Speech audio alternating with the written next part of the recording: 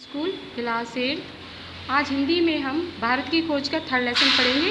1 और 2 लेसन हम कर चुके हैं। ठीक है।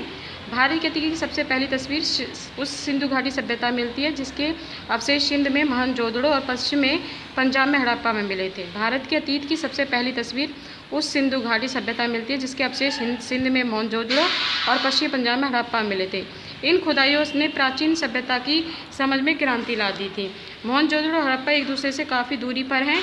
दोनों पर इन खंडरों की खोज के मात्र एक संयोग थी, यानी कि जो मोहनजोदड़ो और हड़प्पा है वे एक दूसरे से काफ़ी दूरी पर हैं। ठीक है। और आजकल कहाँ ये पाकिस्तान में इन स्थानों पर खंडरों की खोज मात्र एक संयोग थी। इस बात में संदेह नहीं है कि इन दोनों के बीच भी ऐसे बहुत सारे नगर अवशेष दबे पड़े होंगे जिन्हें प्राचीन मनुष्य ने बसाया होगा। यानी कि अब खंडरों में क्या है, हम जो प्राचीन जो उनके बारे में पढ़ सकते हैं। यह सभ्यता विशेष रूप से उत्तर भारत में दूर दूर तक फैली थी। संभव है कि भविष्य में इस दूर अतीत उद्घाटित करने का काम हाथ में लिया था और महत्वपूर्ण नहीं खोजे जाए। इस सभ्यता के अवशेष इतनी दूर दूर जगहों में मिले हैं जैसे पश्चिम में काड़ियाबाड़ में और पंजाब के अम्बाला ज़िले में है। यानी कि जो ये काड़ियाबाड़ ज़िला है और जो पंजाब का अम्बाला ज़िला है उसमें भी जो खंडर्स हैं उनमें भी ये इनके कुछ अवशेष मिले हैं कि भाई प्राचीन काल में लोग जो थे किस तरह से थे।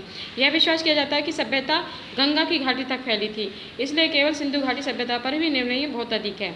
तो ये भी सभ्यता है कि भाई ये सिंधु घाटी तक फैली हुई थी। अब तक हम जो जान सके हैं उसका बहुत महत्व है। सिंधु घाटी सभ्यता आज जिस रूप में मिलती है उसे अनुमान लगाया जा सकता है कि अत्यंत विकसित सभ्यता थी। भाई हम इसे अनुमान लगा सकते हैं कि सिंधु घाटी जो सभ्यता थी बहुत ज़्यादा क्या थी, विकसित थी। उस स्थिति तक पहुँचने में हजारों वर्ष लगे थे। आश्चर्य की बात है कि सभ्यता प्रधान रूप से धर्मनिरपेक्ष सभ्यता थी। धार्मिक तत्व मौजूद होने पर भी इस पर हावी नहीं है। स्पष्ट है कि भारत में के बाद सांस्कृतिक अद्भुत है। सिंधु घाटी सभ्यता ने फारस, मेसोपोटामिया और मिस्र की सभ्यता संबंध स्थापित किए थे। भाई जो सिंधु घाटी की जो सभ्यता थी उन लोगों ने मेसोपोटामिया और मिस्र की तरह स्थापित किए थे और व्यापार किया था। कुछ दृष्टियों से यह भी तुलना बेहतर थी। ये एक ऐसी नागर सभ्यता थी जिसमें वर्ग नाट्य और उसकी भूमिका महत्वपूर्ण थी। सड़कों पर दुकान कतारें थी और दुकानें छोटी छोटी थी। यानी कि उस सभ्यता से पता चलती है कि भाई वो होती थी, सड़कें होती थी और दुकानें जो थी वो पास पास थी। ठीक है, छोटी छोटी होती थी जैसे। ठीक है। सिंधु घाटी सभ्यता और वर्तमान भारत के बीच के ऐसे गुजरे जिनके बारे में हम लोग कम कह सकते हैं। वैसे भी इस बीच में परिवर्तन हुए हैं लेकिन भीतर ही भीतर निरंतरता की ऐसी श्रृंखला हुई है जो आधुनिक भारत को 6-7 हज़ार पुराने उस बीते हुए युग पर रही है, जो आधुनिक भारत को 6-7 हज़ार पुराने बीते हुए युग से जोड़ती है। सिंधु घाटी सभ्यता की शुरुआती हुई थी और यह अचरज होता है कि मोहनजोदड़ो और हड़प्पा में कितना कुछ है। अब जैसे यहाँ पर दे रखा है कि भाई ये मोहनजोदड़ो की पिक्चर दे रखी है। ठीक है। ये मोहनजोदड़ो का स्नान गृह है। ठीक है। यानी कि नहाने का जो बाथरूम जो होते हैं उसके बारे में कि किस तरह से, तो ये किससे पता चलती है, ये खंडरों से ही पता चलती है कि उस समय किस तरह से बनाए गए थे। ठीक है।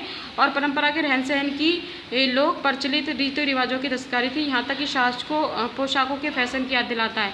भाई उस समय वहाँ के जो सभ्यता सिंधु के लोग थे वहाँ किस तरह के कपड़े पहनते थे। ठीक है, उनकी पसंद थी। यह बात एक दिलचस्प है कि भारत अपनी कहानी की इस बारबेला में नन्हे बच्चे की तरह नहीं है बल्कि अनेक रूपों में विकसित जाने में। वह जीवन के तौर तरीकों से अपरिचित नहीं है।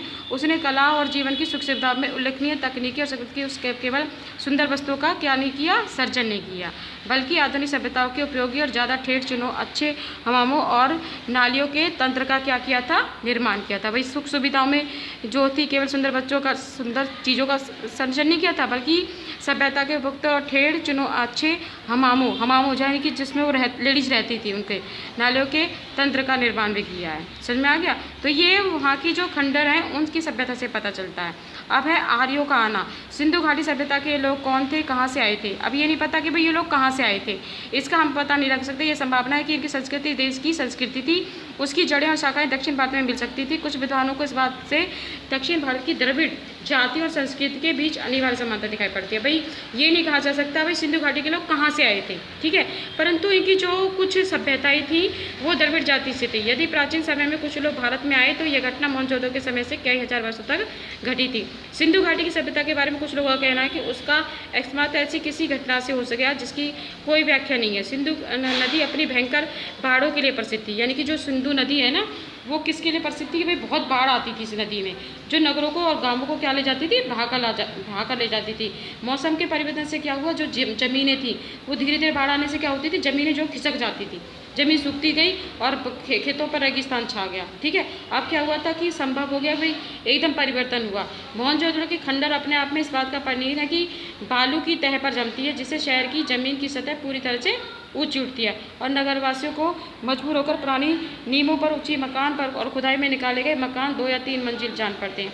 वह इस बात का सबूत है कि सतह के ऊपर उठने के कारण फिर उनकी दीवारें भी क्या ऊंची ऊंची उड़ती चली गई थी। ठीक है, अब है कि भाई इसलिए यह मुमकिन है कि मौसमी परिवर्तन ने लाखों निवासियों और उनके रहन सहन की पद्धति को प्रभावित किया। अब क्या है, मौसम परिवर्तन होगा तो उनकी वेशभूषा में परिवर्तन आएगा। जैसे अब है, हमें गर्मी पड़ती है तो गर्मी वाले कपड़े पहनते हैं ना, और जब सर्दी पड़ती है तो और कुछ थोड़ा सा फालतू कपड़े पहन लेते हैं। तो मौसम परिवर्तन ने इस तरह से करा। हमारे इस बात पर करने का कारण है कि सभ्यता घंटू घाटी और दूर तक फैली थी। सिंधु घाटी सभ्यता और बाद के कालखंडों के बीच निरंतर संबंध, साथ ही सिलसिले के टूटने के कारण इसमें अंतराल के परिमाण भी थे। यह टूटना भी इस बात का सूचक है कि बाद में आने वाली सभ्यता प्रकार की थी। बाद में आने वाली सभ्यता में शुरू में संबंध की भव्यता थी। ठीक है, ऐसा माना जाता है कि वे आर्यों का प्रवेश सिंधु युग के लगभग 1000 वर्ष हुआ था। संभव है कि इनमें इतने बड़े समय का पश्चिमी भारत के कबीले और जातियों के समय समय पर भी आती रही थी। समझ में गए? यहाँ तक हो गया सभी का। अब कल हम पढ़ेंगे प्राचीन अभिलेख, धर्म ग्रंथ और पुराण।